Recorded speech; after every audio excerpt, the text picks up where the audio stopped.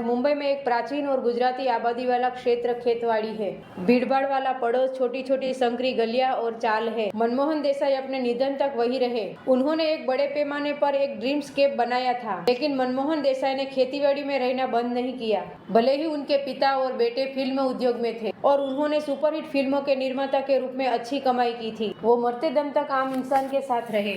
उनका कहना था कि आप उनकी खुशी को करीब से देख सकते हैं, उनकी भावनाओं को समझकर संबंध बना सकते हैं, उनकी भाषा, उनके सपने, उनके दर्द को भी महसूस कर सकते हैं।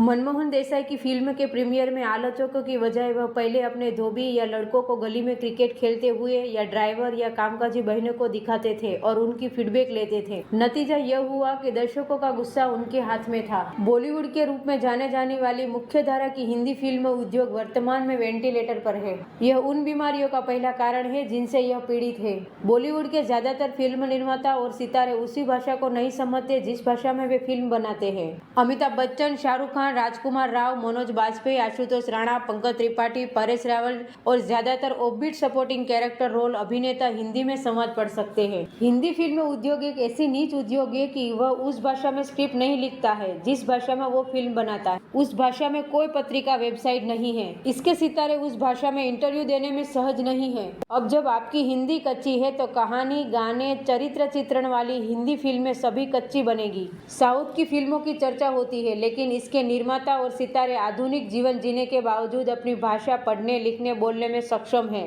हिंदी फिल्म उद्योग के पतन का पहला कारण यह है कि ये लोग अंग्रेजी में पढ़ते हैं और सोचते हो और हिंदी फिल्म बनाते हैं, इसलिए उनमें नाटकीय रूप से वृद्धि हुई है और बाकी लोग दूर हो गए। हिंदी फिल्म उद्योग का एक अलग प्रभाव होने का मुख्य कारण था हिंदी फिल्मों का संगीत। लेकिन गीतों में ऐसी धुन होती थी जो जीभ बार बार गुनगुनाती थी। 60 के दशक बाद यहाँ तक कि 80-90 के दशक में भी 20वीं सदी के पहले दशक तक अच्छे गाने थे। हाल ही में करण जौहर को अचानक से आत्मग्लानि हुई और उन्होंने कबूल किया कि हम बॉलीवुड में धूप में मसाला भूल गए हैं। उन्होंने कुछ साल पहले जोर से कहा था कि कटरीना पर चिकनी चमेली जैसा गंदा गाना ऋतिक रोशन की अग्निपथ में आइटम सॉन्ग के रूप में फिल्माया गया था। मुझे माफ करें, ये महिला सेक्स का अपमान है।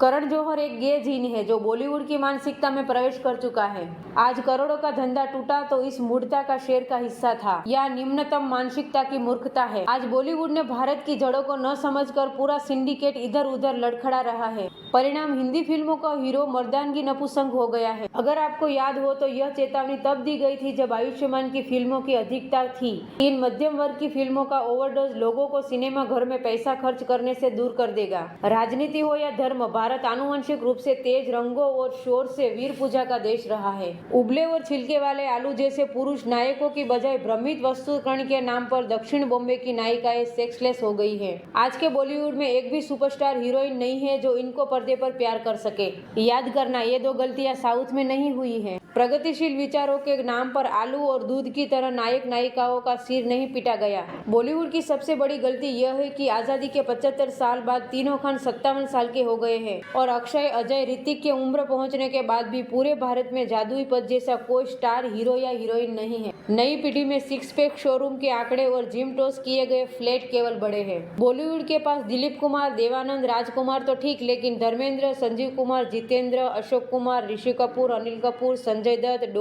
डैनी, प्राण, फिरोज खान, गोविंदा, विनोद खन्ना लेवल के स्टार भी नहीं, जिसकी एक लोकप्रियता, एक ओरा और एक आभा हो। पहले लोकप्रिय सितारे फ्लर्ट करते थे और लोगों के बीच जाते थे। राजकुमार का बड़ा आकर्षण था। दिलीप कुमार सार्वजनिक कार्यक्रमों में व्याख्यान देते थे। धर्मेंद्र ग्रामीणों से प्यार से मिलते थे। आज के सितारे 5 स्टार होटल के कमरों में कैद है। दरअसल अपने हजारों दोषों, भ्रष्टाचार, गंदगी, शोषण, झूठ, विभाजन के बावजूद भी हिंदी फिल्म उद्योग की आवाज भारत के आम लोगों की आवाज थी। बॉलीवुड मनोरंजन पैकेज में प्रगतिशील विचारों को बनाए रखता था। हर जगह बुरे लोगों के ठिकाने हैं। व्यापार से लेकर राजनीति तक अन्याय के ठग गठबंधन करते हैं। लेकिन हाईलाइट है बॉलीवुड। बॉलीवुड जितना दिखाया जा रहा है उतना गंदा नहीं है। राजनेताओं में भी तलाक और लफड़े सबसे ज्यादा है। संपत्ति के लिए पुजारी एक दूसरे के कपड़े फाड़ देते हैं, लेकिन फिर भी उन्मादी भीड़ अपने अपने नुकसान को नहीं समझ पा रही है। हिंदी फिल्म उद्योग का पतन भारत के वैश्विक सॉफ्ट पावर के हथियार को कूड़ेदान में फेंकने जैसा है। बॉलीवुड के माध्यम से अमेरिका दुनिया के दिमाग पर छा गया है और वो लगातार नैतिक मनोरंजन प्रदान नहीं कर सकता। किसी भी उद्योग को बहिष्कार या हैशटैग द्वारा नष्ट नहीं किया जाना चाहिए, बल्कि इनके फैलाने वाले अंतिम व्यक्ति को रद्द कर दिया जाना चाहिए। याद रहे कि आज के साउथ की सफलता सलीम, जावेद, यश चोपड़ा, रमेश सिप्पी, प्रकाश मेहरा, नासिर हुसैन,